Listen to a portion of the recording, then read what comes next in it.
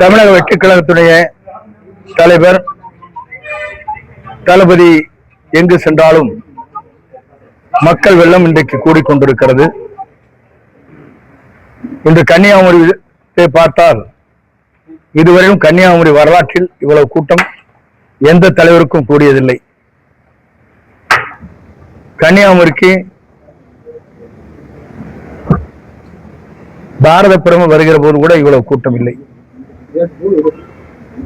வியக்கத்தக்க அளவிற்கு மக்கள் வரவேற்பு இருக்கிறது. ஆண்டவர்கள் ஆண்டு முடிந்தவர்களை காட்டிலும் புதிதாக ஒரு இயக்கம் தமிழகத்தை தலைமை தாங்க வேண்டும். அதுவும் நம்முடைய தளபதியுடைய தலைமையிலே தமிழகம் சிறந்த ஆட்சி தர வேண்டும் என்பதுதான் மக்களுடைய கனவு. அதன் அடிப்படையில் தான் இளைஞர்கள், கல்வியாளர்கள், தொழிலாளிகள், விவசாயிகள், நெசவாளர்கள், அனைத்து தொழில் செய்யக்கூடிய அத்தனை பேருமே ஒருமித்த மனநிலையே இருக்கிறார். ரோட் ஷோ என்று அவர் செல்லுகிற பாதையெல்லாம் லட்சக்கணக்கான மக்கள் வரவேற்பை தருகிற காட்சியை நீங்கள் காணுகிறீர்கள். இது தமிழகத்தின் வரலாற்றில் ஒரு படிக்கலாக இருக்கிறது. ஏனென்று சொன்னால் ஒரு நல்லாட்சி தமிழகத்தை தர வேண்டும் என்பதுதான் நம் அனைவருடைய கனவு, மக்களுடைய கனவு. 50 ஆண்டிற்கு பிறகு ஒரு மாற்றத்தை தமிழ்நாட்டை உருவாக்கப்பட வேண்டும். ஆண்டவர்கள் ஆண்டு முடிந்தவர்கள் மாற்றி புதிதாக ஒரு இயக்கம் தமிழ்நாட்டில் வேரூண்டி இருக்கிறது.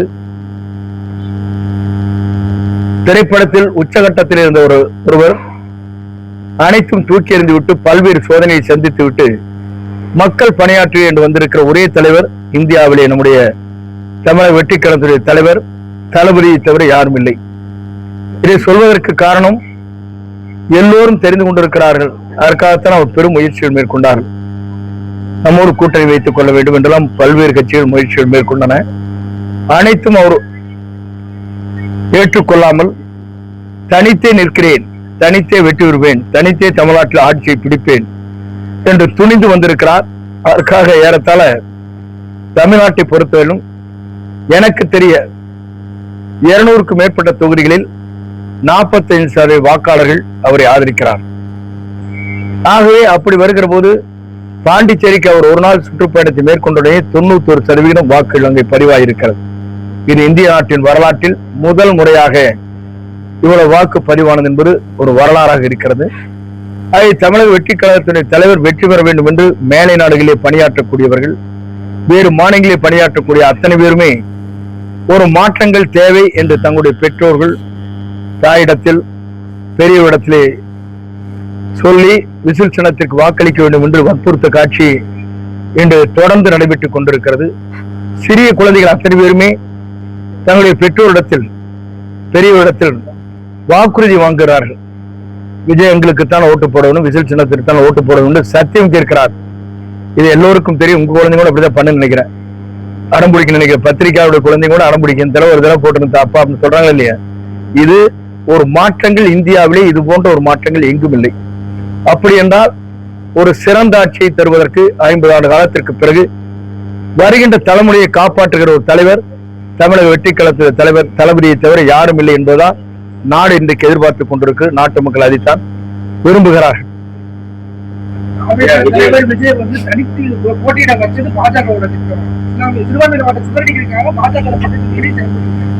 அது போன்ற நிலைகள் இல்லை. சிறுபான்மை மக்கள் அனைத்து மக்களும் ஏற்றுக்கொள்கிற ஒரு தலைவர். பாரதிய ஜனதா கட்சியுடைய தூண்டுதலின் பேரில் என்றைக்குமே அவர் அதற்கு தலை சாய்க்கக்கூடியவர் அல்ல. நான் இன்றைக்கு சொல்கிற போது மேடையிலே சொன்னேன், எல்லோரும் கூட்டணி வைத்துக் கொண்டிருக்கிறார்கள், ஏன் நீங்கள் தனித்து நிற்க என்று கேட்டார்கள். சிங்கம் தனியாகத்தான் வரும், அது கூட்டத்தை கூட்டி வராது. ஆகவே சிங்கம் வெல்லும். ஆகவே தமிழ்நாடு அவருடைய கையிலே நாளை ஆட்சி மலரும்.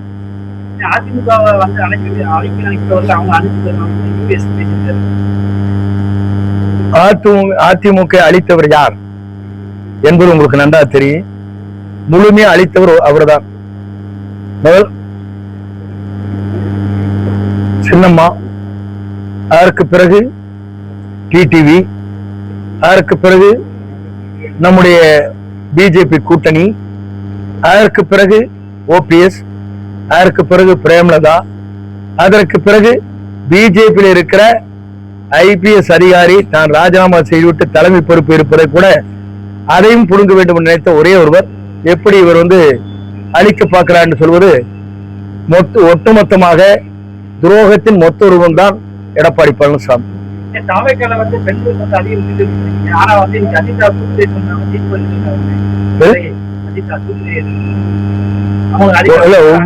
ஒவ்வொருடைய மனநிலைகள் வேறு, எதிர்பார்ப்புகள் வேறு, மாற்றங்கள் ஏற்படுவது வேறு. இது எல்லா கட்சியிலும் இந்தியா முழுவதும் நடைபெறுகிற ஒன்று. தனிப்பட்ட ஒருவர் வைத்துக் கொண்டு இப்படி போயிருக்கிறார் என்று சொல்வதை காட்டிலும் எத்தனை பேருக்கு நாங்கள் பெண்களுக்கு இடம் கொடுத்திருக்கிறோம் என்று பார்க்கிற போது கூடுதலாக கொடுக்கப்பட்டிருக்கிற தமிழக வெற்றி கழகத்தில் பெண்களுக்குத்தான் முன்னுரிமை வழங்கப்படுகிறது.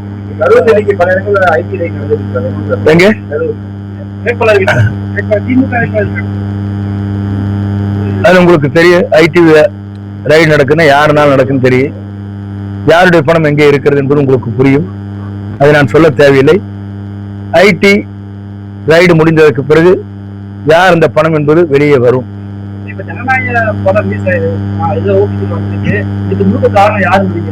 வேல்முருகன் மத்திய அமைச்சர் தான், அவர்தான் அதற்கு பொறுப்பேற்க வேண்டிய ஒருவர். நம்முடைய ஜனநாயக படத்திற்கு சென்சார் அதற்கு தலைமை பொறுப்பேற்றிருப்பவர் அவர்தான். சென்சார் வேறு, அவருடைய அமைச்சர் அவர்தான். நீங்களா ஒரு ஆக்சிடென்ட் சொல்றீங்களே, ஒரு ஆக்சிடென்ட் ஆகி ஏதாச்சும் விபத்து ஏற்பட்ட அந்த பதவியை ராஜினாமா பண்ணீங்க நீங்க தானே சொல்றீங்க. பத்திரிகையாளர் கேட்கறீங்க. ஒரு அமைச்சர் ஒரு சின்ன ஃபயர் ஆயிட்டாலோ ஒரு பெரிய ஆக்சிடென்ட் ஆயிட்டாலோ உடனே பதவி ராஜினாமா பண்ணுன்னு சொல்றோம்.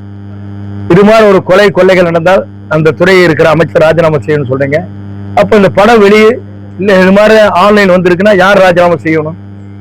நீங்கள் கேட்க வேண்டிய அங்கே. நீண்ட காலமா உங்கள்கிட்ட பயணம் பண்ணிட்டு எல்லா மேடைகளும் உங்களை பத்தி விமர்சனம் செய்ய அவருக்கு கிடைத்த இடக்கம் வேறு.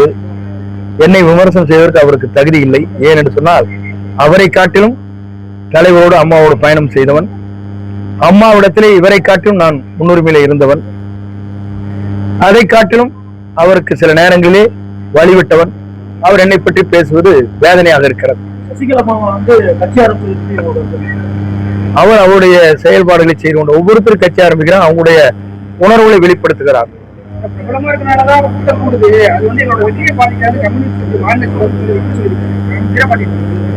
எல்லோரும் சொல்வார்கள் 23ஆம் தேதி என்று 10 மணிக்குள்ளே நீங்கள் பார்த்து விடுவீர்கள்.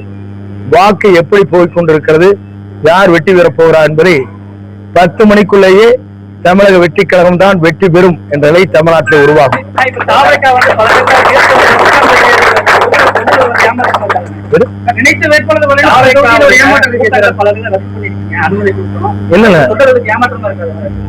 அனுமதி கொடுத்து சில விதிகளை உட்படுத்தி நாங்கள் செல்ல வேண்டி இருக்கிறது.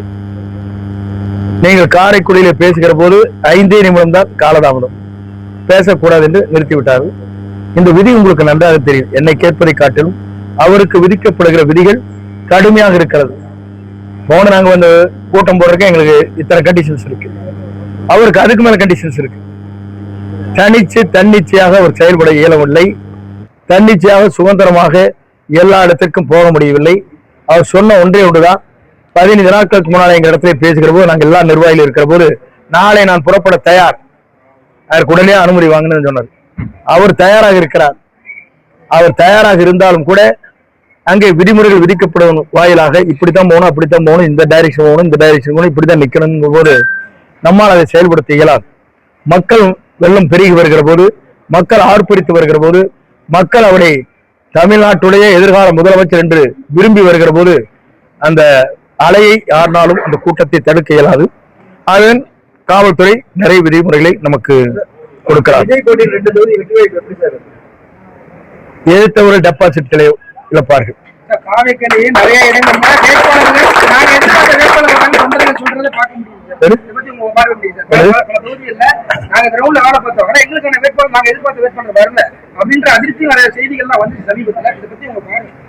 எல்லா கட்சியிலும் பார்த்திருப்பீங்க, காங்கிரஸ் கட்சியில நிறைய பேர் வெளியே வராங்க, சீட்டு கிடைக்காத.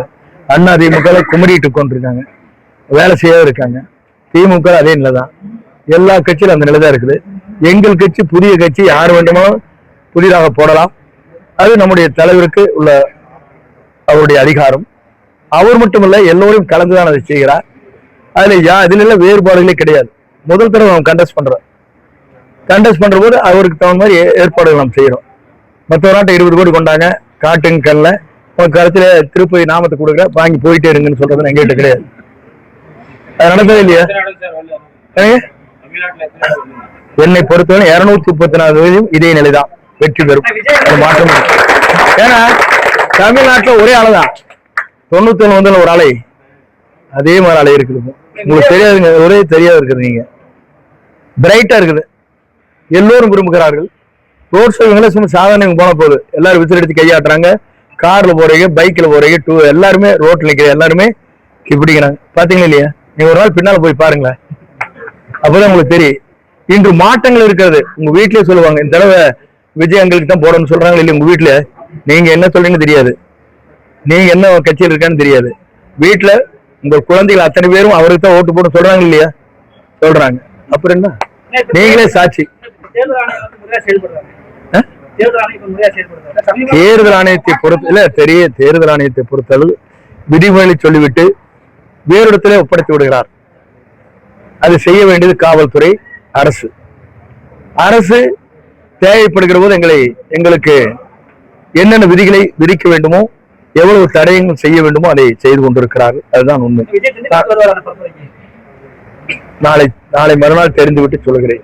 பெரும்பாலான இடங்கள்ல பரப்புரைக்கு அவரால் போக முடியுது, இந்த சூழல் சரியில்லை. 234 தொகுதி இருக்கப்போ பெரும்பாலான போக வேண்டிய சூழல் இருக்கு. தென் மாவட்டங்களில் ஒரு சில இடங்களை மட்டும் தான் கவர் பண்ணிருக்காங்க. இல்ல பொதுவா இருங்க. நீங்க 6 படை வீட்டுக்கு போறோம்னு சொன்னீங்கன்னா உங்களுக்கு எத்தனை நாள் ஆகுது? 10 நாள் ஆகும்ல. 6 படை வீட்டுக்கு ஃப்ரீயா போய் சாமி கும்பிட்டு வரைக்கும் இந்த கஷ்டம் இருக்குது. எல்லா இடத்துக்கும் போற போது நீங்க பார்த்தா லட்சக்கணக்கான மக்கள் வருகிறார்கள். காவல்துறையை திணறுது. அடுத்த ஒரு கூட்டு வேலை வந்தா நல்லதுன்னு நினைக்கிறாங்க, அதுக்காக தடைகள் போடுறாங்க. இதான் இருக்கிற நிலை. நன்றி.